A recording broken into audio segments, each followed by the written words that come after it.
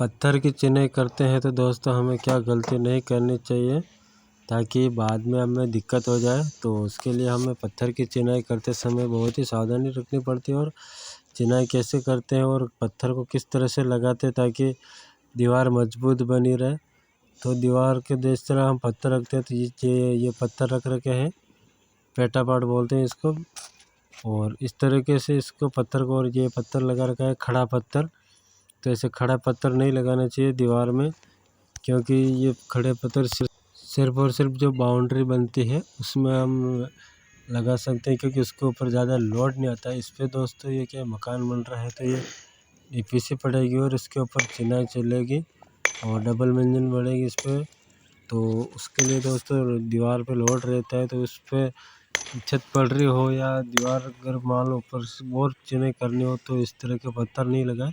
एक पत्थर इसमें भी खड़ा लगा रखा है और एक आड़ा लगा रखा है। तो पत्थर को हमेशा पेटापाट लगाना चाहिए। और ये एक पत्थर एक खड़ा लगा रखा है और एक ये आड़ा है, तो इस तरीके से लगाना चाहिए ताकि क्या है कि जैसे कि बराबर लगा रखे हैं, इसमें कोई खड़े पत्थर नहीं है। मतलब ये खड़े एकदम खड़े पत्थर जो स्ट्रेट हो जाए उस तरीके से पत्थर नहीं लगाने चाहिए। उसमें क्या है दोस्तों, अगर मान ऊपर से लोड पड़ता है तो चिनाई का फटने का कारण रहता है, जो दीवार में क्रैक्स भी आ जाते हैं। तो उसके लिए दोस्तों हमें पेटापाट पत्थर लगाना चाहिए।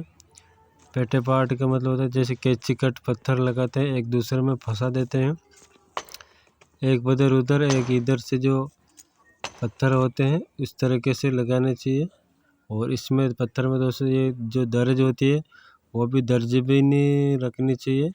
जिस तरह के हम ईंटों में प्रॉपर तरीके से जो अंटरनेट जो दर्ज काटते हैं उसी तरीके से पत्थर में भी हमें काटनी चाहिए।